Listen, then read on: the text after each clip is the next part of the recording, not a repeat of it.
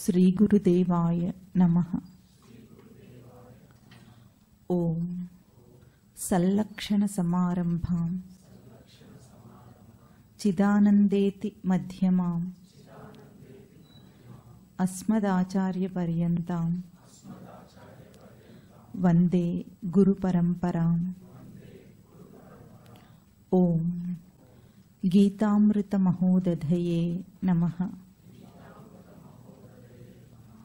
ఓం గీతామృతాస్వాదానందాయ నమః. ప్రథమాధ్యాయం 9వ శ్లోకం నుండి చెప్తా.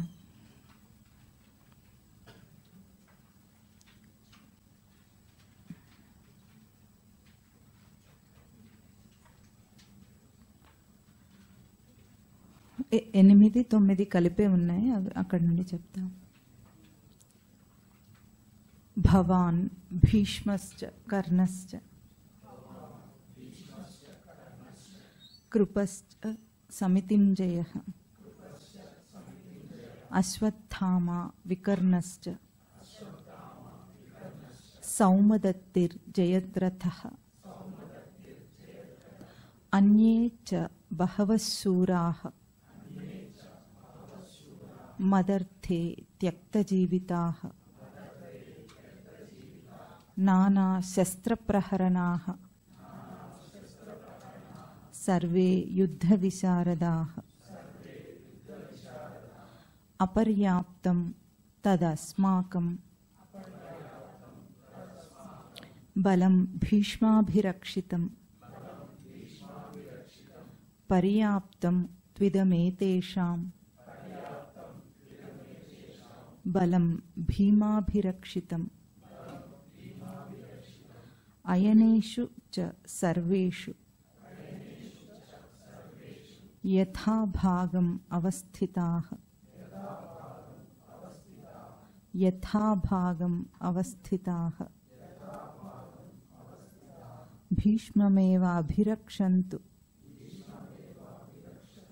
భవంతః సర్వ ఏవ హి భవంతః సర్వ ఏవ హి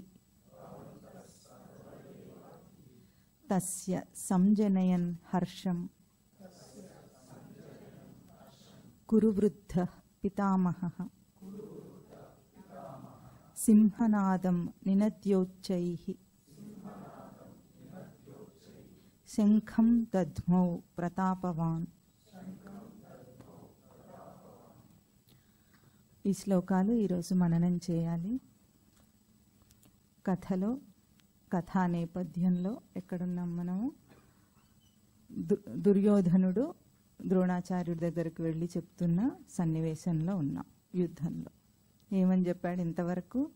వెనుక పాండవ సైన్యం యొక్క గొప్పతనాన్ని చూసి తాను చూసిన గొప్పతనాన్ని చెప్పాడంటే సర్వయేవ మహారథాః అన్నాడు. అందరినీ మహారథులుగానే చూస్తున్నాడు అక్కడ, అది చెప్పాడు. ఆ తర్వాత మళ్ళీ అందులో కాస్త దుర్యోధనుడికి భయము, ఈర్ష్య, అసూయ అటువంటివన్నీ కనిపిస్తున్నాయి వాళ్ళ పాండవ సైన్యం యొక్క తేజస్సు చూస్తూ ఉంటే.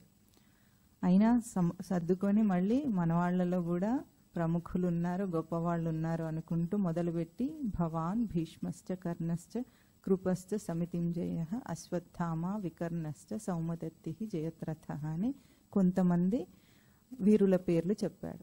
ఆ తర్వాత శ్లోకం ఇవాళ మనం మననం చేయాలి. ఇంతవరకు మనం మననం చేసిన ముఖ్య పాత్రల యొక్క తత్వ సమన్వయాన్ని చెప్పుకుందామా? మళ్ళొక్కసారి గుర్తున్నాయా? ముందుగా పంచపాండవులు తత్వపరంగా ఏమిటి ఆ లక్షణాలు? సాధనలో ధర్మాధర్మ వివేకం ధర్మరాజు, సాధన దృఢత్వం భీముడు, సాధన కరుకుతనం అర్జునుడు,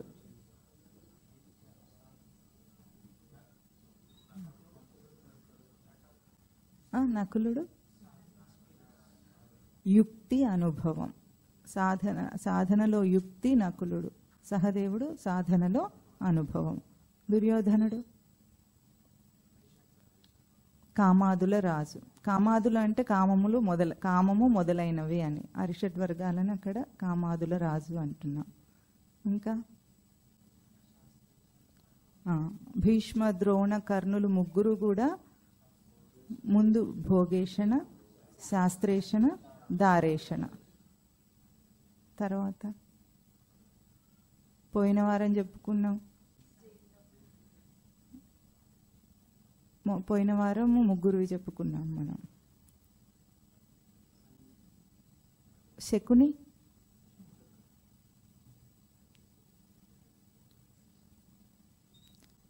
ఎటువంటి వాడు?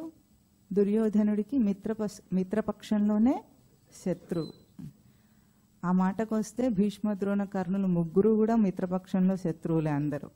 అందరూ మనవాళ్లే అన్నట్టుంటారు, కానీ నిజానికి అందరూ శత్రువులే. అంటే శకుని ఎవరు? ఇక్కడ ఏం చెప్పుకున్నాం? వితర్క బాధనే ప్రతిపక్ష భావనం అని సూత్రం చెప్పుకున్నాం. అంటే మనకు వ్యతిరేకంగా ఉండి మనను సృష్టికే సమన్వయం చేసేది మాయ శకుని పాత్ర అని చెప్పుకున్నాం. ఇంకా జయద్రథుడు సైంధవుడు దేహాత్మభావం. సైంధవుడి తండ్రి వృద్ధక్షత్రుడు అజ్ఞానం వలన కలిగిన దేహాత్మభావం సైంధవుడు అని చెప్పుకున్నాం.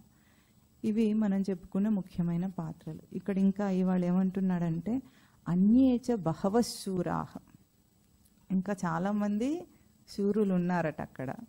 మదర్థే త్యక్త జీవితాహ, నా కోసం ప్రాణాలు విడిచిన వారు. త్యక్త అంటే విడిచిన వారే అనగానే అక్కడ సందర్భోచితంగా విడవటానికి సిద్ధంగా ఉన్నవాళ్ళు. అంటే అర్థం ఏమిటి? నానా శస్త్ర ప్రహరణాహ సర్వే యుద్ధ విశారదాహ, వాళ్ళందరూ కూడా నానా రకాలైన శస్త్ర ప్రహరణం చేయగలిగిన వాళ్ళు, యుద్ధంలో విశారదులు. ఇప్పుడు మదర్థే త్యక్త జీవితాహ అంటున్నాడు. నా కోసము ప్రాణాలను వదిలేయగలిగే వాళ్ళట వాళ్ళందరూ కూడా. అంటే వాళ్ళు కూడా వదిలేస్తారు, నేను కూడా వదిలేస్తానని.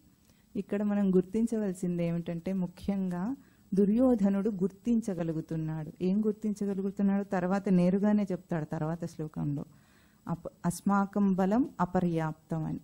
అంటే తన సైన్యం యొక్క యుద్ధ సమర్థత సరిపడనిది గెలవటానికి అని తనకు తెలుస్తుంది. అంటే రియలైజేషన్ ఉంది అక్కడ దుర్యోధనుడికి. దుర్యోధనుడు అంటే ఇప్పుడు విషయ కామం అనుకుందాం, విషయాల్లోనే కామం కనుక. అంటే కామంకి ఏం తెలుసు? తన యుద్ధ సమర్థత సరిపోనిది అని దానికి ముందే తెలుసు. కానీ జీవుడికే అర్థం కావట్లేదు ఇంతకు. అది ఓడిపోతుంది, సమర్థత లేనిది అని కామములకు విషయమునకు అందరికీ తెలుసు. విషయముల ఎట్లా తెలుసు? విషయములంటే ఇంతవరకు మనకు వచ్చిన కోరికలు విషయములన్నీ ఏమైనాయి? మదర్థే త్యక్త జీవిత, కామం కోసం వచ్చినాయి, కోరబడినవి, కామంతో కోరబడినవి, కానీ అన్నీ వాటి ప్రాణాలను విడిచేసినాయి. ఇంతవరకు ఒక్కటన్నా ప్రాణంతో నిలబడిన కోరిక ఏదైనా ఉందా? లేదు. అంటే మనం ఏ ఏ విషయాల్లో ప్రవర్తిస్తామో ఆయా విషయాల్లో ఏం జరిగింది ఇంతవరకు అని తిరిగి చూసుకుంటే మనకే తెలుస్తుంది దానికి యుద్ధ సమర్థత లేనిది. అంటే వివేక లక్షణములను జయించగలిగింది కాదది. మానవుని యొక్క వివేక లక్షణం దానికంటే గొప్పది అని జీవుడు గుర్తించటం లేదు, కానీ కామాదుల రాజు గుర్తిస్తున్నాడు. ఇది విశేషం అన్నమాట. అంటే మనిషికి తెలియటం లేదు, అర్థం కావటం లేదు. ఎంత అనుభవం వచ్చినా సరే, ఇన్ని సంవత్సరాల్లో, ఇన్ని జన్మల్లో ఎంత అనుభవం వచ్చింది మనకు, ఏదైనా సరే పోయేదే అని మనకు అర్థమైంది. కానీ మళ్ళీ కూడా ప్రయత్నం దేని గురించి ఉంటుంది? దాని గురించే ఉంటుంది. అంటే అర్థమైనట్లా కానట్లా, ఇంతకు అయ్యి కానట్లు. అంటే అర్థమయ్యింది కానీ కార్యరూపంలో పెట్టడానికి కాలేదు. అంటే పూర్తిగా స్పష్టత లేదు అని అర్థం. స్పష్టంగా ఉంటే మనం ఏదైనా లోకంలో ఏదైనా అవునంటే అవును, కాదంటే కాను. ఒక ఆడవాళ్ళ మాటలకు తప్ప మిగతావన్నీ అవునంటే అవును, కాదంటే కాదు. ఆడవాళ్ళ మాటలు అవునంటే కాదని, కాదంటే అవునని పాట రాశారు కాబట్టి మనం అనుకోవాలి. మిగతావన్నీ స్పష్టంగానే ఉన్నాయి. ఒక్క స్త్రీయే స్పష్టంగా లేదు. కానీ మనకి ఇంతవరకు కూడా అనుభవం సరిపడలేదన్నమాట. దేనికి సరిపడలేదు? మార్పుకు సరిపడలేదు. అర్థం అవుతూనే ఉంది, కానీ పూర్తిగా జీవుడు మారిపోవటానికి అది సరిపడటం లేదు. కనుక ఇక్కడ గుర్తిస్తున్నాడు దుర్యోధనుడు. ఏమిటి? మదర్తే త్యక్త జీవితాహ. ప్రాణం ఎట్లా విడిచేస్తుంది విషయం అంటే, అసలు విషయమునకు ప్రాణం ఎక్కడుంది? ముందు విషయము ప్రాణం విడిచేస్తుంది అంటున్నాం మనం. విషయానికి ప్రాణం ఎట్లా వస్తుంది చెప్పండి?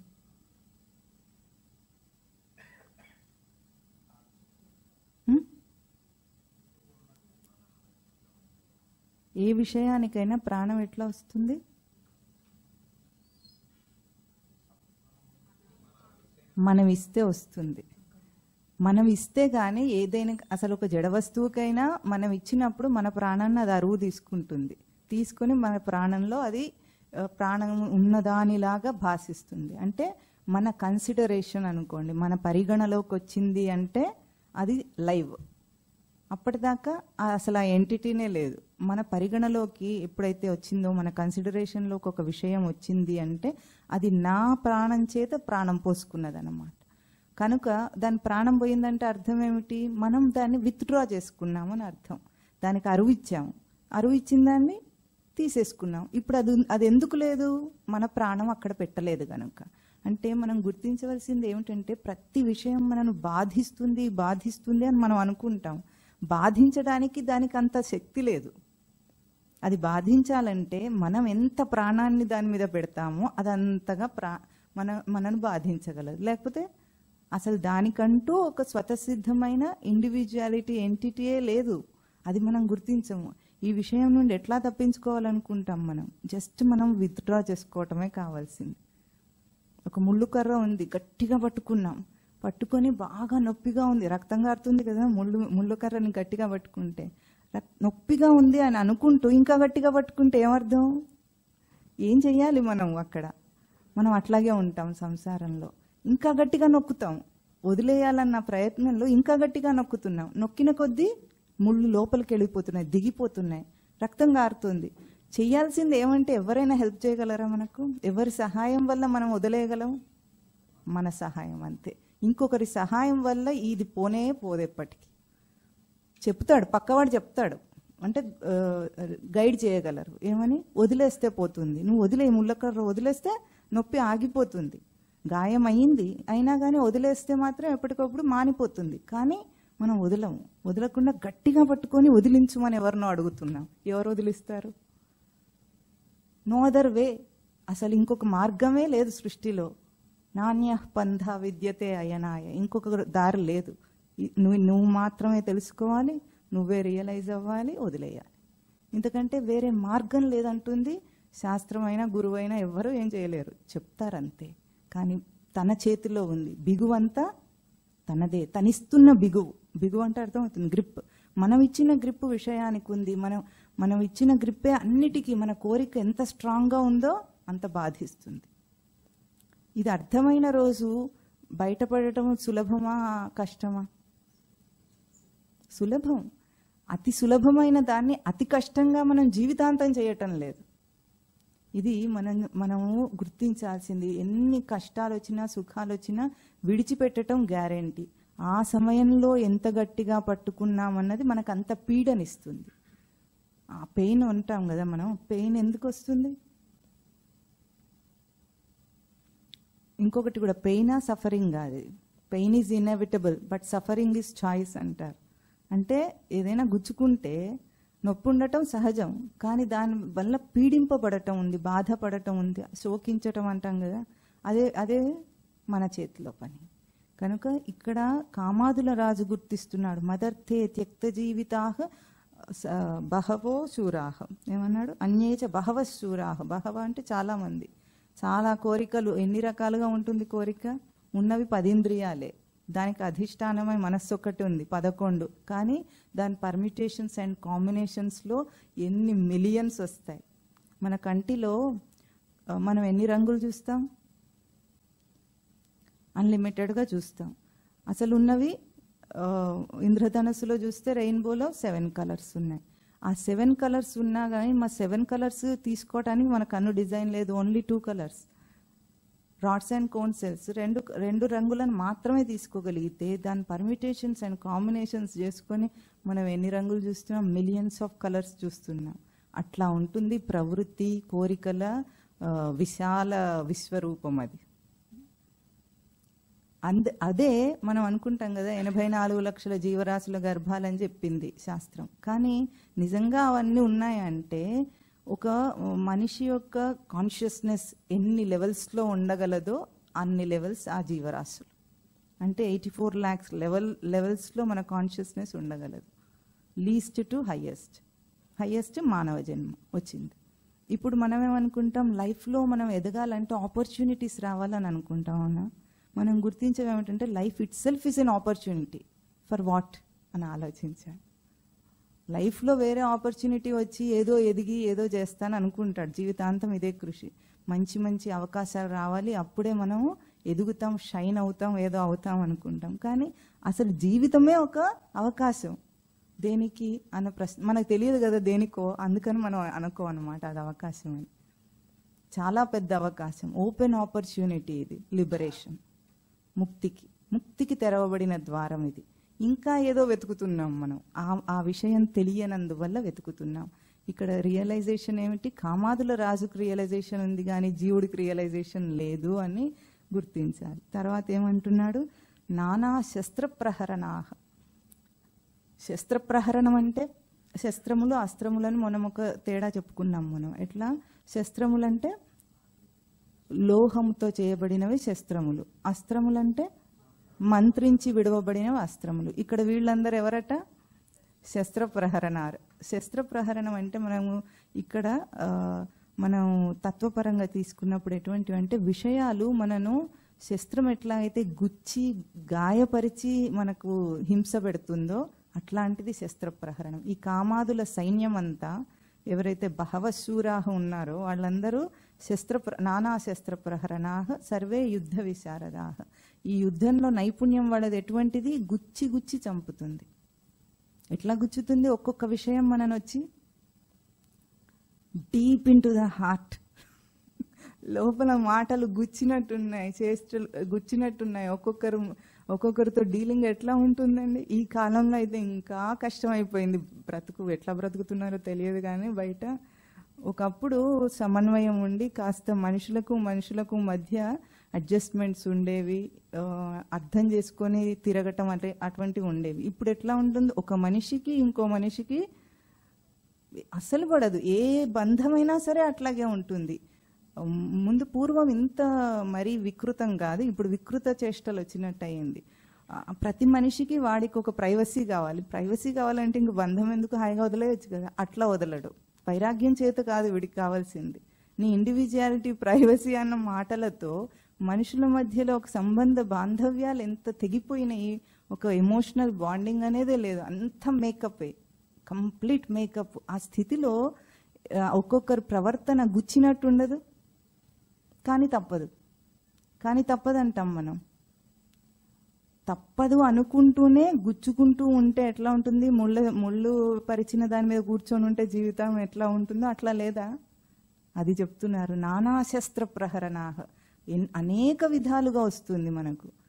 ఒక రకంగా అది ప్రేమగా ఉన్నా కష్టమే, పగతో ఉన్నా కష్టమే. అతి సర్వత్ర వర్జయేత్. అతి అయిపోయింది.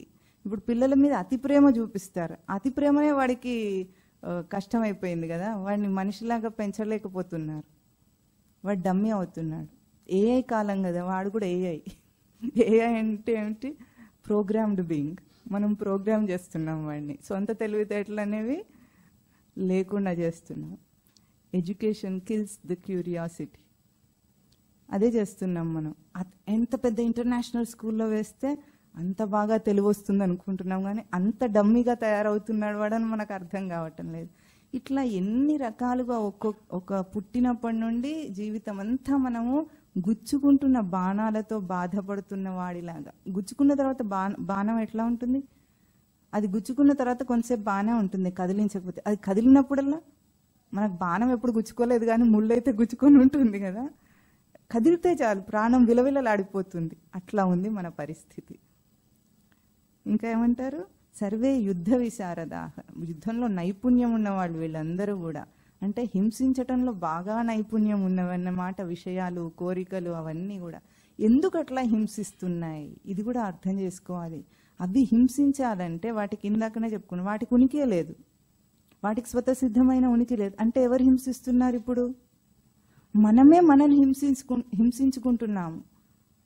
ఆత్మహనో జనాహ, మనం మననే హింసించుకొని ఎవరో ఏదో మనల్ని హింసిస్తుందని అనుకుంటున్నాం. ఎంత బాగా హింసించగలిగినా అది మన నైపుణ్యమే కానీ దాంది కాదు.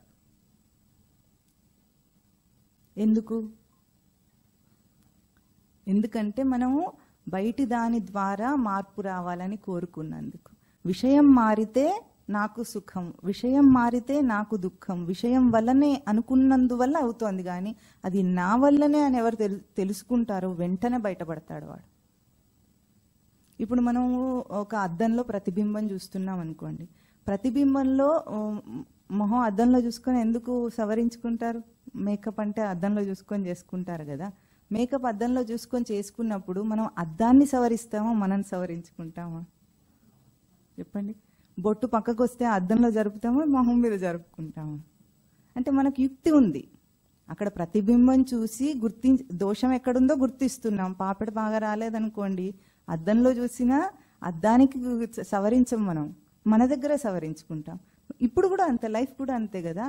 బయట ఏదైనా చెడిపోయిందంటే సవరణ ఎక్కడ రావాలి? వెంటనే బయట అంతా కూడా రిఫ్లెక్షనే, మన రిఫ్లెక్షనే బయట ఉంది. మన మనస్సే బయట ప్రవర్తిస్తుంది. మన జీవితము అంటే ఏమిటంటే బయట మన మనస్సు యొక్క రిఫ్లెక్షన్. అయితే ఒక్కొక్కరికి ఒక్కొక్క తీరులో ఎందుకు ఉందంటే వాడి మనసు అట్లా ఉంది. అన్ని రకాల కాంబినేషన్స్ ఉంటాయని చెప్పుకున్నాం కదా. మనసుకు అన్ని కాంబినేషన్స్ ఉన్నాయి. ఇప్పుడు భర్త భార్య ఎటువంటి వాళ్ళు వస్తారు? ఎవరు నిశ్చయిస్తారు? Marriages are made in heaven. మనకు తెలియదు కదా, ఎవడో చేస్తున్నాడు అనుకొని సర్దుకుంటాం. No, it's our own choice. మన చాయిస్ అది. ఎందుకు మనం అట్లా ఎంచుకున్నాము? ఎవరైనా మంచివాడిని ఎంచుకుంటారా, నచ్చని వాళ్ళని ఎంచుకుంటారా? చెప్పండి. నిజానికి మనం ఎంచుకుంటున్నామా? నిజంగానే స్వర్గంలో చేస్తున్నారా ఎవరైనా? పెళ్లి చూపులు ఎవరు చూస్తున్నారు?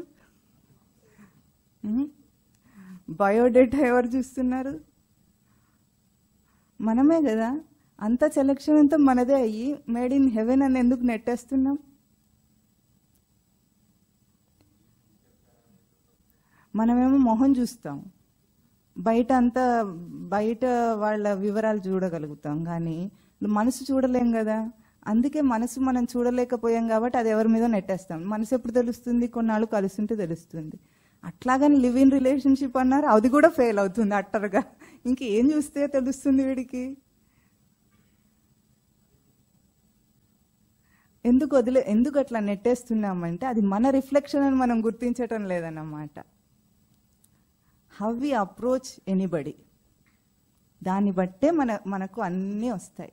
మనకి ఎట్లా బుద్ధి చెప్పాలో అంటే చెప్తే పోయినసారి ఏమనుకున్నాం? బుద్ధి చెప్తే వినకపోతే మాయ మన నొంచుకొస్తుంది అనుకున్నాం. అట్లాగే మనం షేర్ అయితే మన పార్ట్నర్ ఎట్లా ఉంటారు? సవా షేర్ అంటారు. అట్లా సృష్టి రచిస్తుంది అన్నమాట.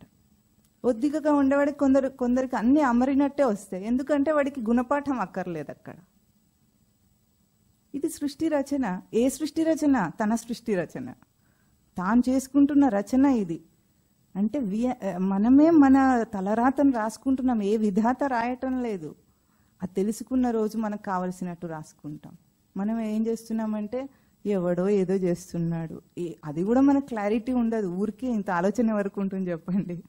కష్టం వస్తే ఏడ్చేయటము, లేకపోతే ఆనందించటం, గంతులు పెట్టడం, ఇంతే సరిపోయింది. కానీ ఏమిటిది, ఏం జరుగుతుంది ఇక్కడ అని ఆలోచించేంత, విచారణ చేసేంత టైం లేకనో, మరి యుక్తి లేకనో, ఏది లేకనో దాని మీద అసలు అదొకటి ఉంది ఆలోచించవలసింది అని తెలియక. ఎందుకంటే మనం అది నేర్పించలేదు కాబట్టి, మన ఎడ్యుకేషన్ సిస్టంలోనే అది లేదు కాబట్టి. కనుక ఇవన్నీ ఎట్లాగున్నాయి? నానా శస్త్ర ప్రహరణాహ సర్వే యుద్ధ విశారద. అంటే ఈక్వల్గా ఉందన్నమాట. లోపల వివేకాంశములు ఎంత బాగా మన తేజస్సు ఉందో, రచనాత్మకంగా మనకు తేజస్సునిచ్చిందో సృష్టి, అంతే బలంగా అటువైపు కామములకు కూడా యుద్ధ నైపుణ్యం ఉందట అని సర్దుకుంటున్నాడు అక్కడ. యాక్చువల్గా చెప్పాలంటే తనకు తాను సర్ది చెప్పుకుంటున్నాడు అన్నమాట. కొంచెం హోప్ ఇస్తున్నాడు, ఏం కాదు మనకు కూడా ఉంది సైన్యము అని. ఇప్పుడు తర్వాత వెంటనే ఏమంటాడంటే అపర్యాప్తం తదస్మాకం బలం భీష్మాభిరక్షితం పర్యాప్తం తు త్విదమేతేషాం పర్యాప్తం త్విదమేతేషాం బలం భీమాభిరక్షితం. అంటే భీష్ముడి చేత రక్షింపబడుతున్న సైన్యం ఏదుందో తత్ అస్మాకం, అది మన బలము అపర్యాప్తం. అపర్యాప్తం అంటే ఏమిటంటే రెండు రకాల అర్థాలు ఉంటాయి. సరిపోయింది, అన్లిమిటెడ్ అని ఒక అర్థం ఉంటుంది, లేదంటే సరిపడనిది అని అర్థం. పర్యాప్తం అంటే సరిపోయిందని, అపర్యాప్తం అంటే సరిపోనిది అని అర్థం. ఇప్పుడు ఏమంటున్నాడు, భీష్ముడి చేత రక్షింపబడుతున్న మన బలము సమర్థవంతమైంది కాదు అని చెప్పేస్తున్నాడు. అంటే తనకు అర్థమైంది. ఎందుకు అర్థమైంది? భీష్ముడి పేరు చెప్పేందుకు చెప్పాడంటే భీష్ముడు మొదటిసారి సైన్యాధ్యక్షుడు కాబట్టి భీష్ముడి పేరు చెప్తున్నాడు. కానీ ఇక్కడ మనం గుర్తించవలసింది ఏమిటి, కామాదుల రాజు భీష్ముడిని అక్కడ అడ్రస్ చేసి చెప్తున్నాడు. భీష్ముడు అంటే భోగేశన. భోగేశన యుద్ధ సమర్థత లేనిది అంటోంది. అంటే అర్థం ఏమిటి, అక్కడ భోగ సాధించలేనిదట. ఎందుకు? భోగేశన ఎటువంటిది? పక్షపాతం ఎటువైపు ఉంది? పాండవ పక్షం ఉంది, దాని పక్షపాతం ఇప్పుడు ఉంది, కౌరవ పక్షంలో పోరాడుతుంది. కాబట్టి దానికి యుద్ధ సమర్థత సరిపోదు. ఎందుకంటే మనసు అక్కడ పెట్టుకొని చేష్ట ఇక్కడ చేస్తే మనం చేయలేము. అందుకే మనం జీవితంలో మన కుటుంబాన్ని కానీ సంసారంలో కానీ ఎక్కడ సాటిస్ఫై కాము, సాటిస్ఫై చేయలేకపోతున్నాం ఎవరిని కూడా. ఎవరినైనా ఫుల్గా సాటిస్ఫై చేయగలుగుతున్నామా? పిల్లలు తల్లిదండ్రిని సాటిస్ఫై చేయగలుగుతున్నారా? పెద్దవాళ్ళైన తర్వాత అయినా వాళ్ళని చూసుకోవటంలో కొడుకు కోడలు సాటిస్ఫై చేయగలుగుతున్నారా? లేదు.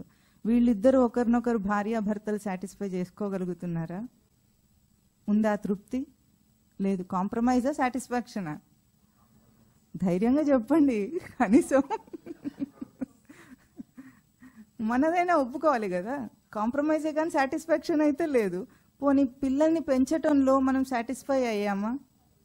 సమర్థవంతులుగా తయారు చేయగలిగామా? వాళ్ళు ఎట్లా తయారయ్యారంటే మనం చెప్పిన లౌకికంగా మనం ఇచ్చినవన్నీ చదువు తీసుకున్నారు, ఏ ఫీల్డ్లోకి వెళ్ళాలని చెప్పామో ఆ ఫీల్డ్లో వెళ్ళారు, రాణిస్తున్నారు కూడా, బాగా చేస్తున్నారు. అయినా are we satisfied with them? అయ్యామా? కాలేదు. వాళ్ళు పోనీ మా అమ్మ నాన్న మమ్మల్ని చాలా బాగా చేశారని ఎవరైనా ఒక్కరు అన్నవాళ్ళని చూపించండి. బాగా పెంచారు, చాలా ఆస్తిపాస్తులు ఇచ్చారు, నాకు చాలా తృప్తిగా ఉందంటే ఎవడో ఒకడు ఉంటాడు. కానీ మిగతా వాళ్ళందరూ ఇట్లా ఉండుంటే బాగుండేది, అట్లా చేస్తుంటే బాగుండేది, నన్ను అది చదివించుంటే బాగుండేది, నన్ను ఇది చేస్తుంటే బాగుండేది, వీడికిచ్చి పెళ్లి చేసావు ఎందుకని ఆడవాళ్ళు, నువ్వే నా మెడకు ఒక లంపటాన్ని కట్టావని మగవాళ్ళు అనేవాళ్ళేనా అందరూ? అంటే మనం ఎందుకు ఎవరిని సాటిస్ఫై చేయలేకపోతున్నామంటే మన క్వెస్ట్ ఇది కాదు గనుక. మన పక్షపాతం అటువైపు ఉంది. ఎటువైపు? వివేకాంశముల వైపు ఉంది, పాండవ పక్షంలో ఉంది. అంటే మానవ జన్మ ముక్తి కొరకే డిజైన్ చేయబడింది అన్న ఇన్బిల్ట్గా మనకు లోపల ఆ క్వెస్ట్ ఉంది. దానికోసమే వచ్చామని తెలుసు. ఎందుకంటే గర్భస్థ శిశువు 9వ నెలలో ప్రార్థన చేస్తాడట, నారాయణ ఈసారి నన్ను బయటపడే ఈ గర్భనరకం నుండి, ఇంకా నీ నామస్మరణ విడిచిపెట్టను, మళ్ళీ ఈ గర్భనరకం నాకు వద్దని ప్రమాణాలు చేస్తాడట. అట్లా ఎవరు చేస్తారు? ఒక జ్ఞానులు సాధకులు వాళ్లే సాధువులు సంతులు చేస్తారా? కాదు, ప్రతి జీవుడు చేస్తాడు. కానీ ప్రతి జీవుడు సర్గే సమ్మోహం యాంతి అంటుంది భగవద్గీత. అంటే బయటికి రాగానే సమ్మోహం యాంతి, మోహంలో పడిపోతాడట. అది మనకు ఉంది ఇన్బిల్ట్గా, కానీ బయటికి ఎక్స్ప్రెస్ అవ్వట్లేదు. ఏదైతే డిస్సాటిస్ఫాక్షన్ ఉందో అది సంసారం మీద రిఫ్లెక్ట్ అయి కనిపిస్తుంది. అది తెలియదు గనక దాన్ని ఎక్కడో వెతుకుతున్నాం, మనం ఏదో వెతుకుతున్నాం, అందుకే తృప్తి లేదు. భోగేశన ఎప్పటికీ కూడా కామాదులను సాటిస్ఫై చేయలేదు. అది అపర్యాప్తం, సరిపడింది. ఎన్ని ప్రయత్నాలైనా చేయండి సంతోషం కోసం, సుఖం కోసం, ఇంతవరకు ఇంకా ఎంతగా ఎక్కువ చేస్తే రియలైజేషన్ అంత ఎక్కువ అవుతుంది. ఉదాహరణకు మెటీరియలిస్టిక్గా బాగా ఎదిగితే మనిషికి అన్ని సుఖ సౌఖ్యాలు వస్తాయని అనుకొని అమెరికా వాళ్ళు బాగా డబ్బు సంపాదించారు. వాళ్ళ స్థితిగతులు ఏమిటి? ఇప్పుడు మానసిక రోగులు తయారవుతున్నారు. అక్కడ డబ్బులు ఉంది కదా వాళ్లకు, అన్ని ఉన్నాయి, కావలసినవంటే మెటీరియలిస్టిక్గా ఏం కావాలో అన్ని ఉన్నాయని అనుకుంటున్నాడు వాడు. అయ్యిందా? ఉన్మాదులు తయారవుతారు. సాటిస్ఫాక్షన్ లేదు. ఎందుకంటే ఎప్పుడైనా సరే పారమార్థిక సంస్కారము ధర్మము నిలబడకపోతే అక్కడ లౌకిక సుఖ సంతోషాలు ఉండవు. ఒకప్పుడు భారతదేశము సోనేకి చిడియా అంటారు. అంటే ఏమిటి? సుఖ సంతోషాలతో తులతూగింది. ఎందుకు? ఇక్కడ ఆధ్యాత్మిక సంస్కారం ఉండింది కాబట్టి. అప్పట్లో ఇప్పుడు ఎకనామికల్ గా బలం కావాలని చూస్తున్నారు. ఎకనామికల్ గా బలంగా అయినా మనుషుల్లో క్వాలిటీ అయితే రాదు. క్వాలిటీ దేని వల్ల వస్తుంది? ఆధ్యాత్మిక సంస్కారం వల్ల వస్తుంది. ఆ సంస్కారం ఉంటే ఆటోమేటిక్గా లౌకిక జీవితం కూడా బాగుంటుంది. మనం లౌకిక జీవితమే బాగుండాలని ప్రయత్నం చేసి ఆధ్యాత్మిక సంస్కారాన్ని అసలు దాన్ని ఊసు కూడా ఎత్తకుండా తయారు చేసిందే ఈ ప్రపంచం, ఇప్పుడున్న ప్రపంచం, వికృత ప్రపంచం. కనుక ఎప్పుడు భోగేషణ పర్యాప్తం కాదు. కామాదుల రాజుకి అది తెలుస్తోంది ఇక్కడ. భీష్మాభిరక్షితం తత్బలం అపర్యాప్తం. కానీ అదే సమయంలో ఏమంటున్నాడు? భీమాభిరక్షితం తు ఇదం ఏతేషాం బలం భీమాభిరక్షితం బలం అపర్యాప్తం. భీముడి చేత రక్షింపబడుతున్న బలము పర్యాప్తమైందట, సరిపడింది, సెల్ఫ్ సఫిషియంట్ అది. ఎందుకు అట్లా అంటున్నాడు ఇక్కడ? తు ఇదం ఏతేషాం అంటున్నాడు, ఈ అంటున్నాడు. ఇదం ఆ అనటం లేదు, దూరంగా ఉంటే అది అనాలి, కానీ ఇదం అంటున్నాడు ఇక్కడ. ఎందుకంటున్నాడు? దగ్గరగా చూస్తే ఇదం అంటున్నాడు, దగ్గరగా దర్శనం చేస్తున్నాడు. ఇప్పుడు మానవ జన్మ యొక్క తేజస్సుని కామాదుల రాజు, దాని బలాన్ని ఇంతవరకు ఎప్పుడు చూడలేదని మనం చెప్పుకున్నాం. ఇంతవరకు ఏ జన్మలో లేని తేజస్సు మానవ జన్మలో వచ్చింది. మనకు వివేక లక్షణాలన్నీ వెలుగుతున్నాయి. పంచ వివేక లక్షణాలు జ్ఞానేంద్రియ రూపంలో అవి ఆహార నిద్ర భయ మైథునములను అతిక్రమించి ప్రవర్తించే తేజస్సుతో వెలుగుతున్నాయి మానవ జన్మలో. అది ఎవరు చూస్తున్నారు? కామాదుల రాజు చూస్తున్నాడు. ఇదం ఏతేషాం బలం భీమాభిరక్షితం బలం. భీమాభిరక్షితం అంటే భీముడి చేత రక్షింపబడింది అన్నప్పుడు మనం భీముడు అంటే భీముడు పంచపాండవుల్లో రెండో వాడు అనుకుంటాం, కానీ అది లక్షణాత్మకంగా. భీమం అంటే అక్కడ భీమ శబ్దం అంటే భీమ కర్మ అంటారు. అంటే అది గొప్పదైన కర్మ. భీముడు అంటే అక్కడ అర్జునుడు భీముడు అని కూడా అర్థం. అంటే తేజస్సుతో ఉన్నవాళ్ళు, బలంగా ఉన్నవాళ్ళు అని అర్థం, కానీ ఒక్క భీముడు అని అర్థం కాదు అక్కడ. ఎందుకు? ఇంకొక అర్థంలో తీసుకుంటే ఆ రోజు మనం చెప్పుకున్నాం వాళ్ళ వ్యూహం వజ్రవ్యూహం. వజ్రవ్యూహానికి ఆ రోజు భీముడు ముందంజలో ఉన్నాడు కాబట్టి భీమాభిరక్షితం అని కూడా అనొచ్చు. కానీ అక్కడ భీమకర్మ అంటారు దాన్ని, అంటే గొప్పదైన కర్మ చేసేవాడు అంటున్నారు. ఇప్పుడు ఒక విచిత్రము, వ్యాకరణబద్ధంగా ఈ మాటలు చెప్పుకున్నప్పుడు మనకు తెలుస్తుంది. భీష్మ శబ్దానికి భీమ శబ్దానికి ఒకే ధాతువు నుండి వచ్చింది ఆ రెండు పదాలు కూడా. ఈ భయే ధాతువు, భయము అని అర్థం దానికి. భీష్మ శబ్దం వచ్చినప్పుడు ఏమిటంటే అది భయపడుతోంది, భీమ శబ్దానికి వచ్చేటప్పటికి భయపెడుతోంది. ఒకటి భయపడే అంశం మనలోనే ఉంది, ఒకటి భయపెట్టే అంశం ఉంది. భీష్ముడు ఎట్లా భయపడ్డవాడైనాడు? మహావీరుడు కదా, భయపడ్డాడంటే మనం ఒప్పుకుంటాం ఏమిటి? అట్లా కాదు అని అనుకుంటాం. కానీ అక్కడ భీష్ముడు కట్టుబడి ఉన్నాడు ఎవరికి? దుర్యోధనుడికి అని చెప్పాం. అంటే ఎట్లా? అన్నీ తెలుసు, ధర్మం ఏమిటో తెలుసు, అధర్మం ఏమిటో తెలుసు, ఎటుపక్షం ధర్మం ఉందో తెలుసు.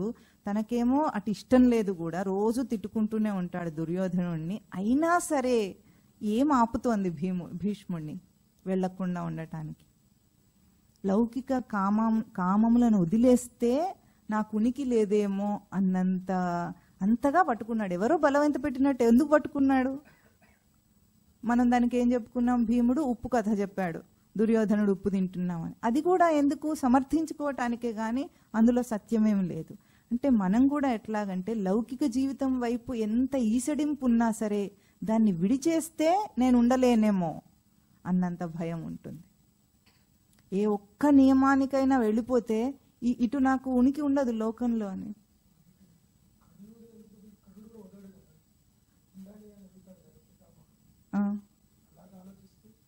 అర్థం కాలేదు ఏమిటి?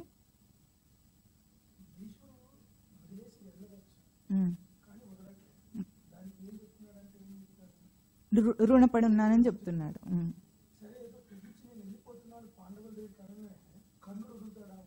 ఎవరిని వదలడు? ఎందుకు వదలడు? కర్ణుడికి ఏం హక్కు ఉంది? ఒక్క నిమిషం. ధర్మరాజుకి తాత, దుర్యోధనుడికి కూడా తాత, ఇద్దరికి సమానమే కదా. ఇప్పుడు ఎవరి పక్షం ఉండాల్సిన అవసరం ఏముంది? ఒకవైపే ఉండాల్సి బలం ఒకవైపే ఉన్నట్టు లేదు కదా. ఎవరి వైపైనా వెళ్ళొచ్చు. అక్కడికి మనం ఏం చెప్పుకున్నాము? ధర్మరాజుకి యువరాజ పట్టాభిషేకం జరిగింది. జరిగిన తర్వాత దయదలిచి ఇచ్చాడు. వాడు పోరు పడలేక సగం రాజ్యం ఇచ్చాడు. అంటే అది దయతలిచిందే గాని వాడి సొంతం కాదు కదా. మిగతా సగము మోసం చేసి తీసుకున్నాడు. అప్పటికి వాళ్ళు శిక్ష అనుభవించి వనవాసం అయిపోయింది. తర్వాత అజ్ఞాతవాసం అయిపోయిన తర్వాత కూడా నేను సూది మొన మోపినంత కూడా ఇవ్వనంటే వాడు అన్యాయ ఆక్రమణ బుద్ధి మనకు అర్థమవుతుంది. ఇంత తెలిసి కూడా కురుసభలో ద్రౌపదికి అంత మానభంగం జరుగుతుంటే లేచి వెళ్ళిపోరా ఎవరన్నా? అట్లాగే కూర్చొని ఏడుస్తూ కూర్చుంటారా చెప్పండి? అంటే ఏం కట్టేస్తుంది అక్కడ భీష్ముణ్ణి? కేవలం ఏమిటంటే ఒక భయం ఉంది. నా ఉనికి కురురాజ్యంతోనే అనుకున్నాడు.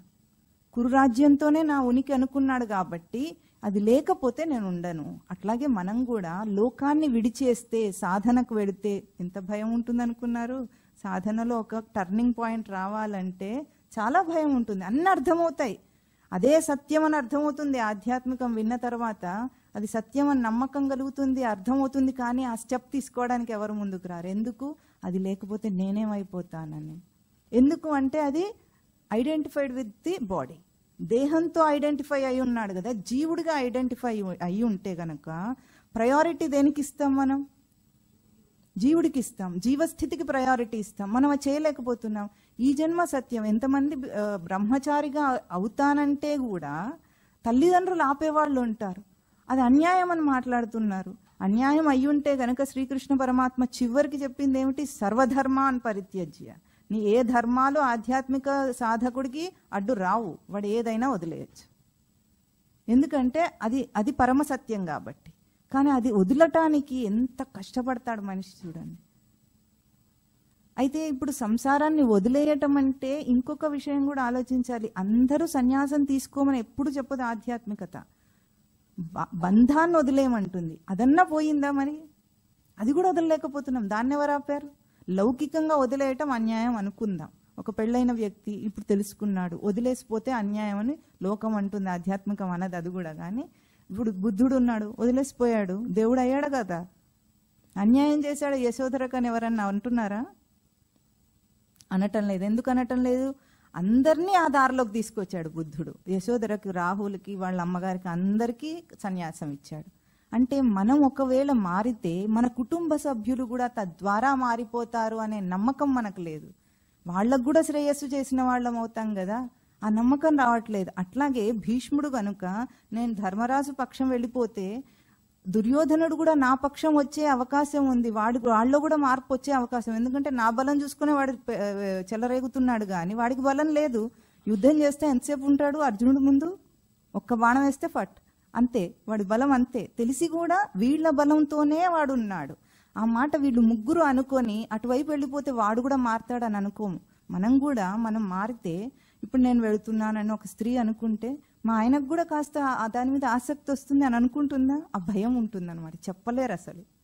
మరి మగవాళ్ళు కూడా అంతే. నేను మారి ఇది సత్యం అని వాళ్ళకి చెప్తే వాళ్ళు కూడా నా దారికి వస్తారు. లోకంలో ఎట్లాగైతే ఒక సినిమాకి వెళ్ళాలనుకుంటున్నారు, ఇద్దరు కలిసి ఏం చేస్తారు? ఇద్దరు కలిసి కూర్చొని ఇద్దరు అభిప్రాయాలు చెప్తారు. ఒకరు చెప్పిన అభిప్రాయానికి వంగి ఇద్దరు ఒక సినిమాకి వెళ్తారు. కానీ ఒకే థియేటర్లో ఇద్దరు వేరే వేరే సినిమాలకు వెళ్తున్నారా? వెళ్ళట్లేదు. అంటే ఒకరి అభిప్రాయానికి ఒకరు వంగుతున్నారా లేదా?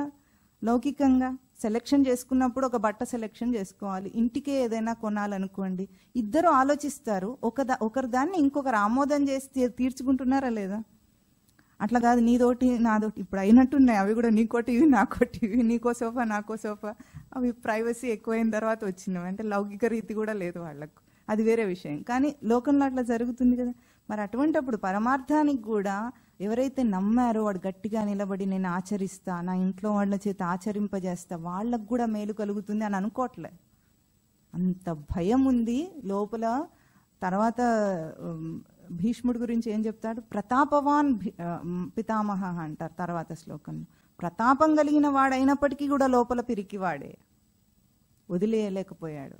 అధర్మాన్ని విడిచిపెట్టలేకపోయిన వాళ్ళు ఎవరైనా పిరికి వాళ్ళే. మరి అదే విదురుడు ఏం చేశాడు? ఎప్పుడైతే ద్రౌపది వస్త్రాపహరణం జరిగిందో ఇంకా నేను నీకు మంత్రిని కాదు ఏం కాదు, నా మాట విన్నప్పుడు ఇంకేం మంత్రి, వెళ్ళిపోయాడు. వెళ్ళిపోయి మొత్తం అయిపోయిన తర్వాత మళ్ళీ తిరిగి వస్తాడు. యుద్ధం అయిపోయిన తర్వాత వచ్చి చివాట్లు పెడతాడు ధృతరాష్ట్రుడిని. ఇంకా నీకు చల్లారలేదా, ఇంకా ధర్మరాజు పంచన పడి తింటున్నావా అని తీసుకెళ్ళిపోతాడు అడవికి. వానప్రస్థానికి తీసుకెళ్తాడు. గాంధారి, కుంతి, ధృతరాష్ట్రుడు, విదురుడు తీసుకెళ్ళిపోతాడు. అక్కడ మారిపోతాడు. తర్వాత అది భాగవతంలో మొదటి ఘట్టంలో ఉంటుంది. అంటే ఎంత భయం ఉంది లోపల. చూడటానికి వీరుడిలాగా ఉన్నాడు కానీ భయం ఉంది లోపల. ఎందుకంటే అన్నీ తెలిసినా విడిచిపెట్టలేకపోయాడు. ఈ డిఫెక్ట్ మనం బాగా చూడాలి. అంత ధార్మికంగానే బ్రతుకుతున్నట్టు ఉంటుంది మన జీవితము, కానీ అది ధర్మం కాదు. ఆధ్యాత్మికతతో పోల్చినప్పుడు అది ధర్మం కాదు కనుక అందుకే ఏమంటున్నారు, అదే భీమాభిరక్షితం అంటున్నారు. భీముడి చేత రక్షింపబడుతుంది. భీమ శబ్దానికి మళ్ళీ ఈ భయే ధాతు, అంటే భయపెడతాడట అందరినీ. ఎట్లా భయపెడుతుంది? ఆధ్యాత్మికం అంటే మన లోపల మనము ప్రతి పని చేసేటప్పుడు మీరు విచారణ చేసుకోండి, ఇంట్రోస్పెక్ట్ చేసుకోండి, ఆత్మ పరిశీలన చేసుకోవాలి. మనిషి లోపల నుండి మనకు మంచి చెడు తెలుస్తాయో తెలియవా? ఒకరిని మోసం చేసేటప్పుడు తెలుస్తాయో తెలియవు. చాలా చిన్న అబద్ధాలు ఆడతాం. మోసం చేయటం అంటే డబ్బులు లాగేసుకొని ముంచేయటం అంత క్రైమ్లు చేయకపోవచ్చు, కానీ చిన్న చిన్న ఎన్నో చేస్తుంటాం కదా రోజు. మనకు లోపల తెలియదంటారా? తెలుసు. మన వివేక లక్షణాలు ఎప్పుడు మనకు కాషన్, హెచ్చరిక ఇస్తూనే ఉంటాయి, ఇది సరైంది కాదు అని. లోక వ్యవహారాన్ని మనం అనుసరిస్తున్నప్పుడు మనకు తెలియవా తప్పులు? ఈరోజు ఆడవాళ్ళు ఒకప్పుడు ఎంత మర్యాద గౌరవం నిలబెట్టుకునేవాళ్ళు వాళ్ళకు వాళ్ళు. తప్పుగా అనుకోవద్దు, ఆడవాళ్ళు అయి ఉండి వ్యతిరేకిస్తున్నానని కాదు, కానీ ఎదుటి వ్యక్తి మనల్ని గౌరవించాలంటే ఎవరి చేతిలో ఉందా పని? ఒకప్పుడు భారతీయ స్త్రీని చూస్తే దేశ విదేశాల్లో కూడా చేతులెత్తి నమస్కారం చేసే అంత సంస్కృతి మన భారతదేశానికి. ఈరోజు ఐటమ్ అని పిలిపించుకుంటున్నారు ఆడవాళ్ళు. Objectifying the female. ఇంత దుర్గతి. ఫ్యాషన్ కావాలి, గౌరవమా కావాలి? ఎక్కడి నుండి వచ్చింది ఆ గౌరవం? అంటే పెద్దగా క్యారెక్టర్ చూసి ఏం గౌరవించలేదు, కేవలం వస్త్రధారణ చూసి గౌరవించింది ప్రపంచం మనను. ఈరోజు ఆ వస్త్రధారణ వల్లనే ఐటమ్ అయిపోయింది. దానికి ఎవరు బాధ్యులు? ఎవరు గింజుకుంటారు? ఇప్పుడు ఒక్క మాట మాట్లాడితే రోడ్డుకి ఇడిచేస్తారు ఆడవాళ్ళు. ఇంకా నీతి చెప్పడానికి కూడా ధైర్యం లేకుండా. మరి మగవాళ్ళు, మరి ఏకపత్ని వ్రతుడైన రాముణ్ణి అందరూ పూజిస్తారు కదా, మరి రాముడు ఏం చూపించాడు ఆదర్శం? ఒక్క స్త్రీకి కట్టుబడటం చూపించాడు. యజ్ఞం చేయాల్సి వచ్చినా సరే సువర్ణ సీతను పెట్టుకున్నాడు కానీ పెళ్లి చేసుకోలేదు. మరి ఆ దేవుణ్ణి పూజించుకుంటూ మరి మనుషులు ఎంత లస్ట్ఫుల్ లుక్స్ అవి. ఇద్దరూ దోషులే, ఒక్కరిని అనటం లేదు. అంటే మనం ఏం చేసాం? మన సంస్కృతిని విడిచేసినందువల్ల మనకు ఎంత నష్టం వచ్చింది. ఇప్పుడు మళ్ళీ ఆ సంస్కృతిని ఆచరించటానికి ఎంత కష్టపడాలో చెప్పండి. ఈరోజు ఎంత కష్టంగా ఉంటుంది. మనందరినీ దోతులు కట్టుకొని ఆర్ఎండికి రమ్మంటే ఎట్లా చూస్తారు మీరు? ఏదో అపరాధం చెప్తున్నట్టు, చేయకూడని పని చేయించినట్టు మీ చేత ఫీల్ అవుతారా లేదా?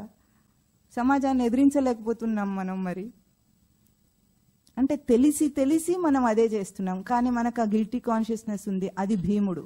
లోపల ఉన్న వివేక లక్షణాలు భీమకర్మ, అది చాలా స్ట్రాంగెస్ట్.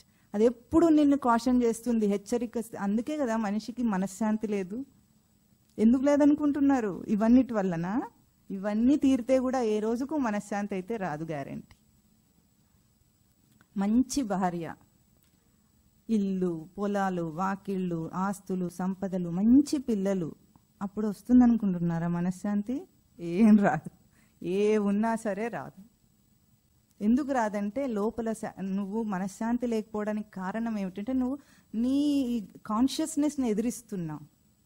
అది హెచ్చరిక చేస్తుంటే దాన్ని ఓవర్లుక్ చేసి బ్రతుకుతున్నాడు మనిషి. ఇది ఎప్పుడు నేర్పించాలి? పిల్లలకు నేర్పించాలి. వాళ్ళని వాళ్ళు ఇంట్రోస్పెక్ట్ చేసుకొని బ్రతకటం నేర్పించాలి. ఇండివిజువాలిటీ అక్కడ ఉంది, చదువులో లేదు అసలు ఇండివిజువాలిటీ. డిగ్రీలో అసలు కండిషనింగ్, అది ఇండివిజువాలిటీ ఎట్లా అవుతుంది? నలుగురిలో నారాయణ, తర్వాత గుంపులో అంటే ఏమిటి? వీడికి తెలియదు, అందుకే అడుగుతున్నాడు. అంటే ఏమిటి? నలుగురిలో నారాయణ అంటే నలుగురు ఏది చేస్తే నేను అది చెయ్యాలి. వై? ఎవరు ఫోర్స్ చేశారు మనను? సొసైటీ ఫోర్స్ చేయటం లేదు, వీఆర్ థింకింగ్ సో. అదేం చెయ్యదు మనను. ఇప్పుడు ఎవరైనా ఒకరు యూనిక్గా ఉంటే మనం పొగుడతామా లేదా వాడిని? ఇప్పుడు ఒక వివేకానందుడు వచ్చాడు, యూనిక్. ఈరోజు 100 సంవత్సరాలు దాటిపోయినా సరే ఇంకా అది నిలబడింది, ఆ తేజస్సు. మరి మనకు నచ్చింది కదా. మనం ఎందుకు ఉండం ఆ పొజిషన్లో? ధైర్యం లేదు. భీష్ముడికి ధైర్యం లేదు, భీముడు భయపెడుతూనే ఉన్నాడు లోపలుండి. అది చెప్తుంది ఆ శ్లోకం. అది పర్యాప్తం, అది సరిపడింది. యుద్ధ సమర్థత కలిగింది. సమర్థత కలిగిన వివేక లక్షణాలతో ఉన్నావు నువ్వు. మనిషి అంటే ఏమనుకున్నావు? వివేకానందుడు ఏమన్నాడు? అసమర్థుడు అనుకోకు, అమృత స్వరూపుడివి నువ్వు. చచ్చి పుట్టే జీవులాగా ఎందుకు ఏడుస్తున్నావు? నువ్వు కాదది అంటే కూడా అర్థం కావట్లేదు. అది చెప్పింది ఒక్క మన హిందూ శాస్త్రాల్లోనే ఉంది. జీవుణ్ణి అమృతత్వాన్ని పొందింపజేసేది ఏది? పుట్టుక దేహంతో ఉండగానే వాడు అమృత స్వరూపుడు అవుతాడు. జీవన్ముక్తుడు కాగలిగినంత శాస్త్ర బోధ మన సంస్కృతిలో ఉంది, ఇంకెవరు చెప్పలేదు ఆ మాట. యేసుక్రీస్తు ఏమన్నాడు? నేను రక్షిస్తా, నేను గొర్రెల కాపరిని, నువ్వు గొర్రెవు. నిజమే, గొర్రెలే అవుతున్నారు. కరెక్ట్, గొర్రెని చేశాడు. అందరు గొర్రెల్లాగా మతం మార్చేసుకుంటున్నారు. మనకెందుకు అర్థం కావటం లేదు? చిన్న మార్పు ఎందుకు చేయలేము? చిన్నది చేయలేము, పెద్ద పెద్దవి కాదు, చిన్నది కూడా చేయలేము. భయం. ఆ భయం ఉన్నప్పుడు లోపల నుండి ఏదైతే మన కాన్షియస్నెస్ చెప్తుందో దాన్ని ఒక్కసారి వినండి. సంతృప్తిగా ఒకరోజు నిద్రపోవాలంటే ఒక్కటే మాట, లోపల ఒక్కసారి వినండి. అందరికీ ఉంది అది. దదామి బుద్ధియోగం అంటున్నాడు. బుద్ధితో బ్రతికే జీవులం, విషయాలతో బ్రతికే జీవులం కాదు మనం. బుద్ధిలో ఎదగవలసిన జీవులం, మెటీరియలిస్టిక్ గా ఎదగవలసిన జన్మ కాదు మనది. ఏం చేసినా రాదా సుఖ సౌఖ్యాలు మాత్రం. ఎంతనన్నా ప్రయత్నించి చూడండి. అందుకే బాగా సంపాదించిన తర్వాత అందులో ఏం సుఖం లేదని అందరికి అర్థమవుతుంది. సంపాదన లేని వాడికి చాలా కష్టం. అందుకే వివేకానందుడు చెప్పాడు, ఆకలితో ఉన్నవాడికి వేదాంతం చెప్పకూడదని. ఎందుకంటే వాడు ముందు కావాల్సింది తిండి, తర్వాత నీ వేదాంతం అంటాడు వాడు.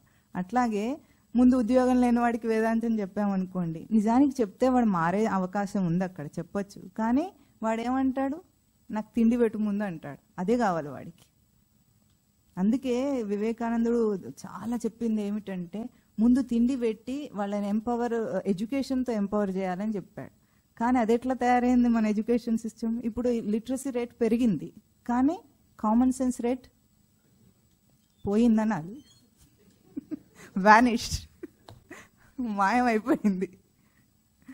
ఊర్లో ఉంటే మీకు తెలుస్తుంది. వాళ్ళు గడ్డి కోసుకునేవాడు. మొన్న మోవలో గడ్డి కోయిస్తే ఎంత యుక్తి చాకచక్యంతో గడ్డి కోస్తున్నాడు వీడికి. నిజంగా చాలా ఆశ్చర్యం వేసింది. మన చేతికి గడక కత్తిచ్చి ఉంటే దాన్ని కోయడానికి ఆపసోపాలు పడిపోయేవాళ్ళం, అసలు కోయటమే రాదు. వాళ్ళు ఎంత చక్కగా దాన్ని అర్థం చేసుకొని నేచర్తో కనెక్ట్ అయి బతుకుతారు. కామన్ సెన్స్ అది. అక్కడ కూడా ఈ మహమ్మారి ఉంది, సెల్ ఫోన్ మహమ్మారి ఉంది పూర్తిగానే, కానీ అయినా సరే వాళ్ళకి ఆ కామన్ సెన్స్ ఇంకా సస్టైన్ అయింది. చదువుల వల్ల పోయింది అది. ఎడ్యుకేషన్ అంటే ఈ ఎడ్యుకేషన్ ఇవ్వకూడదు, మనం స్పిరిచువల్ ఎడ్యుకేషన్ ఇవ్వాలి. కొంచెమన్నా పరిచయం చేయాలి కదా కనీసం వాళ్లకు. మనం అంత అన్యాయం చేయకూడదు తల్లిదండ్రులు అయిన తర్వాత. బాధ్యత. మనకైనా తెలిసిన రోజు, ఏ రోజు తెలిస్తే ఆ రోజు, బెటర్ లేట్ దెన్ నెవర్. ఇప్పుడు తెలిసింది ఇప్పుడే చెప్పొచ్చు, తప్పేం లేదు కదా. అందుకే మనం భయపడుతున్నాము. భీష్ముడికి భయం ఉంది, కానీ ఇక్కడ ఏముంది? ఉడుక్కుంటాడు అనమాట. తర్వాత శ్లోకం వెంటనే ఏం చేస్తా, ఇతనేమంటున్నాడు? దుర్యోధనుడు అంటాడు, అయనేషు చ సర్వేషు యథాభాగం అవస్థితాః భీష్మమేవ అభిరక్షంతు భవంతః సర్వ ఏవ హి. అంటే ఏమంటాడంటే, అయనేషు చ సర్వేషు, అక్కడ కథాపరంగా ఎక్కడెక్కడ ఎవరెవరు ఉన్నారో, అంటే ఆ వ్యూహంలో ఎక్కడెక్కడ ప్లేస్మెంట్స్ ఉన్నాయో అక్కడక్కడే ఉండి వాళ్ళందరూ, ఆ వీరులందరూ కూడా భీష్మమేవ అభిరక్షంతు, భీష్ముణ్ణి రక్షింతురుగాక అంటున్నాడు. ఎందుకంటున్నాడు? భోగేషణ అనే ఒక్క కోరిక లేకపోతే మనిషి వెంటనే పాండవుల పక్షం చేరిపోతాడు. అట్లాగే కదా భీష్ముడు ఉంటాడు, ఎప్పుడు చూసినా పాండవ పక్షం వెళ్ళాలన్నంతగానే ఉంటుంది. దుర్యోధనుడికి ఆ భయం ఎప్పుడూ ఉంది, ఎప్పుడు వెళ్ళిపోతాడో అని. ఆ వెళ్లకుండా కాపాడాలి ఇప్పుడు దాన్ని. భీష్మమేవ అభిరక్షంతు, భీష్ముని రక్షించాలట. రక్షిస్తే భోగేశం రక్షింపబడితే వాడు ఇంకా అన్ని కోరికల మీద దండెత్తుతాడు. ఇంక మనిషి ఎట్లా దండెత్తుతాడు కోరికల మీద? ఒక్క భోగేషణ ఉంటే చాలు. కానీ అక్కడ భోగేషణ సత్యం మనకు తెలియదు. మనం చెప్పుకున్నాం ఆత్మభోగం అనేది మన నిజమైన నేచర్. ఆత్మను భోగించాలన్న కోరికతో ఉన్నాం మనం. కానీ దాన్ని బయట ప్రవర్తింపజేస్తున్నాం కామాదుల రాజు ప్రభావంతో, దుర్యోధనుని ప్రభావంతో. ఎప్పుడు ఆ ప్రభావం కొంచెం తగ్గినా సరే మనం వెంటనే ఆత్మవైపు తిరిగిపోతాం. అసలు మనిషికి చెప్తే ఎంతో మంది మారిపోతున్నారు, ఇప్పుడు ఆధ్యాత్మికం వైపు తిరిగిపోతున్నారంటే అర్థం ఏమిటి? అక్కడ ఎంత పాసిబిలిటీ ఉంది చూడండి మీరు. రియలైజేషన్ రాగానే అన్నిటినీ వదిలేస్తాడు. చాలా మంది ఉన్నారు అట్లా గొప్ప గొప్ప వాళ్ళు. ఒక వివేకానందుడు బయటికి కనిపిస్తాడు, బుద్ధుడు స్టోరీ ఫేమస్ పాపులర్ అయిపోయినాయి. కాని వాళ్ళు కూడా చాలా మంది ఉన్నారు. బహవో జ్ఞాన తపసాపూతాహ మద్భావమాగతాహ అంటాడు సప్తమాధ్యాయంలో. ఎంతో మంది ఉన్నారు. వాళ్ళందరూ ఎందుకు మారిపోయారు? ఆ పాసిబిలిటీ లోపల ఎట్లా ఉందంటే కొంచెం రియలైజేషన్ వస్తే చాలు మారిపోతాడు. ఎందుకంటే అది ఇన్బిల్ట్ రియల్ నేచర్ కాబట్టి, తనది. ఇవన్నీ బయట నుండి అడాప్ట్ చేసుకున్నవి. ఇవన్నీ ఎప్పటికైనా టెంపరీయే కాబట్టి అది ఎప్పుడైనా వదిలిపోయేటట్టే ఉంటుంది. బయట నుండి అతకబెట్టుకున్నది ఎట్లా ఉంటుంది? అది ఫెవికాల్ ఉందనుకోండి, అది రాసిన తర్వాత ఎండిపోతే ఎట్లా ఉంటుంది? పోతుంది అంత క్లీన్. అట్లా బయట నుండి అతికించింది ఏదైనా ఊడిపోతుంది. ఆ భయం కూడా ఎట్లా ఉంటుందంటే మనిషికి, ఒకప్పుడు ఒక వేటగాడు ఉన్నాడు. ఆ వేటగాడు ఏం చేశాడంటే పక్షులను పట్టుకోవడానికి ఒక తీగ కట్టేవాడట. అంటే ఒక చెట్టుకి ఇంకో చెట్టుకి మధ్యలో ఒక సన్న తీగ తేలిగ్గా ఉండేది. కడితే దాని మీద పక్షులు వాలేవి. వాలినప్పుడు ఏదేమవుతుంది? పక్షి బరువుకి అది రివర్స్ అవుతుంది, అంటే అది తిరగదిప్పినట్టు అవుతుంది. అప్పుడు ఏమైంది? పక్షి వెంటనే కాలుతో పట్టేసుకుంటుందట. దాన్ని పట్టుకొని దానికే వేలాడుతోంది. అప్పుడు తను వచ్చి పట్టేసుకుంటాడట. మీరు చెప్పండి, పక్షి ఎట్లా రక్షింపబడగలదు? అక్కడ అది మర్చిపోయింది. తీగను పట్టుకున్నప్పుడు నాకు గ్రిప్ ఇదే అనుకుంది, కానీ నాకు ఎగిరిపోగల సమర్థత ఉంది అని అది మర్చిపోయింది. వాడు వచ్చి పట్టేసుకుంటాడు. అదే మన జీవితం. మనకు సమర్థత ఉంది, ఎగిరిపోగల సమర్థత ఉంది, మనకు తెలియటం లేదు. వేటగాడు వచ్చి పట్టేసుకుంటాడు, సంసారం పట్టేసుకుంటుంది. అట్లాంటి భయంతో ఉన్నాం మనం. భయం వదిలేస్తే వివేకం మన సొంతం. అందరికీ ఉంది అది. ఒకరి సొత్తు కాదు, మనుషులందరి సొత్తు. మానవ జన్మను ఎత్తాడంటేనే వాడి ముక్తికి అర్హుడు. కులగోత్రాలు లెక్కించకండి ఇక్కడ. ఎప్పుడైతే ఆధ్యాత్మిక రంగంలోకి వచ్చారో ఇంకేమీ చూడనకు. వయసుతో కూడా పని లేదు అక్కడ, దేనితో పని లేదు. నువ్వు మనిషివా, నువ్వు ఎలిజిబుల్, ఇంతే. అప్పుడు ఏమంటున్నాడు? భీష్ముని రక్షించాలట. ఎక్కడ? యథాస్థానంలో ఎవరెవరు ఎక్కడెక్కడ ఉన్నారో అక్కడే ఉండి రక్షించాలి అంటున్నాడు. అది చూడండి. ఇప్పుడు యథాస్థానం అంటే మన కోరికలన్నీ ఏ ఏ స్థానాల్లో ఉన్నాయో ఆయా స్థానాల్లో అక్కడే ఉండి భీష్మమేవ అభిరక్షంతు. లోపల మనిషికున్న భోగేషణ అనే దాన్ని, మూలమైన దాన్ని రక్షించాలట. ఇప్పుడు రక్షిస్తే అక్కడ ఏమంటున్నాడు? అందరూ యథావిధిగా ఎక్కడెక్కడ ఉన్నవారు రక్షించదురుగాక అంటే మనమేమనుకుంటాము? ఇప్పుడు కన్నుంది, కన్ను ఒక స్థానం. అంటే అన్ని ఇంద్రియాలు ఎట్లాగైతే వివేకంతో తేజవంతమో అట్ ద సేమ్ టైం ఆ వాటి ద్వారానే కోరికలు తీర్చుకోవాలన్న అదే కదా మనకు కావాల్సింది. భోగం ఎట్లా అనుభవిస్తాం? దైహిక భోగం ఇంద్రియాల ద్వారానే కదా. ఇప్పుడు కన్నుంది, కంటితో చూస్తున్నాం అనుకున్నాం, దాని వెనకాల చూపు అనే ఒక ప్రక్రియ జరుగుతుంది. ఇప్పుడు ఈ మైక్రోఫోన్ కనిపెట్టాడు అనుకోండి, ఎవరు? సైంటిస్ట్. దేనికోసం కనిపెట్టాడు?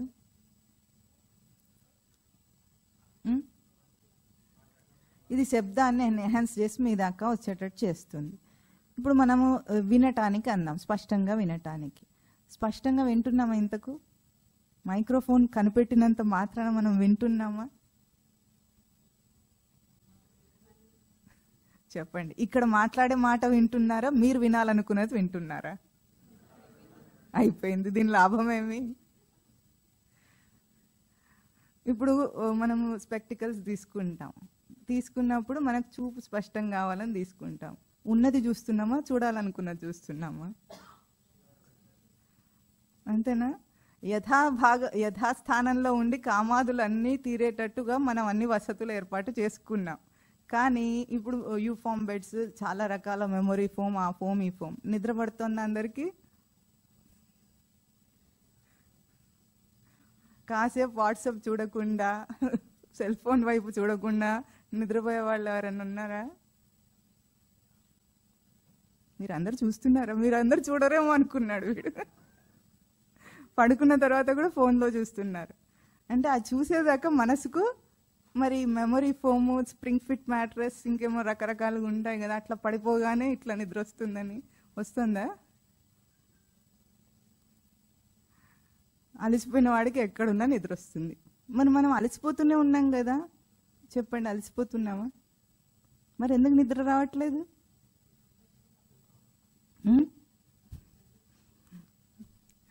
మనం అలసిపోతే నిద్ర వస్తుంది అనేది కాయ కష్టం చేస్తే, బుర్రతో కాదు. బుర్రతో అలసిపోయి ఇంకా అలసట ఎక్కువ, అసలు నిద్ర రావట్లేదు. ఇప్పుడు స్లీపింగ్ టాబ్లెట్స్ ఏమంటారు, ఇన్సోమినియానా ఏదో అంటారు, సరిగ్గా తెలియదు వీడికి. అదేదో రకరకాల రోగాలు. ఇంకా సైకియాట్రిస్ట్ దగ్గరికి వెళ్తే రోగాల లిస్ట్ ఇస్తాడు. మనం మామూలుగా ఉన్న వాళ్ళం వెళ్ళినా సరే నీకేమేమి ఉన్నాయో కొన్ని పేర్లు చెప్తారనమాట. ఆ పేర్లన్నీ నీకు ఉన్నట్టే. వాడు కనుక్కున్నాడు కాబట్టి ఇప్పుడు మనకు ఉన్నాయి. యథాస్థానం అవస్థిత, ఎక్కడెక్కడ ఉండి అక్కడక్కడ ఎన్ని భోగాలకు ఏర్పాట్లు చేసినా సరే అదేమవుతుంది, సుఖం మాత్రం ఇవ్వలేకపోతుంది. ఇప్పుడు భోగేశ్వరును రక్షించాలి అని కామాదుల రాజు ఇట్లా పరితపిస్తున్నాడు భయం చేత. ఎందుకు? యుద్ధ భేరి మోగబోతోంది కదా. వెంటనే భీష్ముడికి రోషం వచ్చిందట. నన్నేమిటి మీరు రక్షించేది, నేనే అసలు అందరినీ రక్షించాల్సింది. సేనాధిపతి అంటే ముందుండాలి కదా, వెనుకుంటాడేమిటి? ఇప్పుడంటే ప్రైమ్ మినిస్టర్ వెళ్తుంటే ఇంత కాన్వాయ్ అక్కడ ఇక్కడ జెడ్ కేటగిరీ సెక్యూరిటీ అంతా ఉంటుంది. రాజు అంటే అట్లా కాదు, రాజువే అందరినీ రక్షిస్తాడు. ఇప్పుడు మనం రాజును రక్షించుకోవాల్సిన పరిస్థితి మనది. ఇప్పుడు వీడి మీద ఎవరు బాంబు వేస్తారో, ఎక్కడ చేస్తాడో అని మనం వాళ్ళకంత సెక్యూరిటీ ఇవ్వాలి. అట్లా కాదు కదా, నేను రక్షించవలసిన స్థితిలో ఉన్నాను, నువ్వేమిటి నన్ను అనేది రక్షించమని రోషం వచ్చింది. ఇప్పుడు వచ్చి ఏం చేశాడు, తస్య సంజనయన్ హర్షం కురు వృద్ధ పితామహ సింహనాదం నినద్యోచ్చై శంఖం దద్మో ప్రతాపవాన్ కురువృద్ధ పితామహ. ఏం చేశాడు, శంఖాన్ని పూరించాడట. మొట్టమొదట యుద్ధంలో శంఖాన్ని పూరించింది ఎవరు? భోగేషణ శంఖాన్ని పూరిస్తుంది. ఎప్పుడు మీరు ఎప్పుడైనా సాధన చేద్దామని కొంచెం ఆలోచన వచ్చిందనుకోండి, లోపల నుండి ఇట్లా ఉవ్వెత్తున ఎగుస్తాయి అన్నమాట. పోనీ టీ కాఫీ మానేయమని మరీ చెప్తున్నారు. మాతవారు ప్రతి ప్రవచనంలో కూడా దెబ్బ పొడుస్తున్నారు, ఎగతాళి చేస్తున్నారని మీరు అనుకున్నారే అనుకోండి. ఊరుకుంటుందా లోపల భోగేషణ?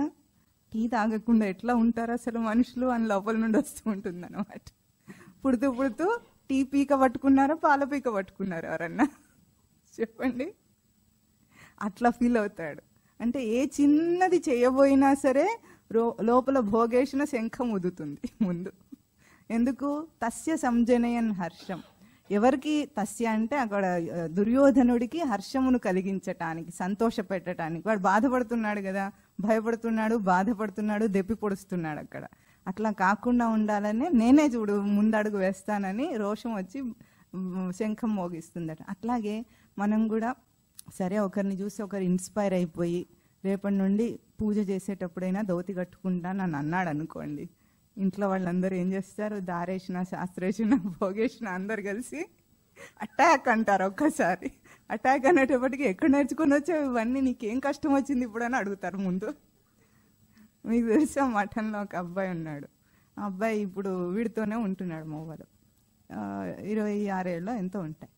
అతను ధోతి కట్టుకుంటే ఎప్పుడూ పరిచయం లేని పక్కింటి వాళ్ళందరూ కూడా వచ్చి నీకేమైంది బాబు అని అడిగారు. అంటే ఏదైనా కష్టం వస్తే అప్పుడు ఇలాంటివి చెయ్యాలన్నమాట. అట్లా నలుగురు అడిగేటప్పటికి మనకేమనిపిస్తుంది,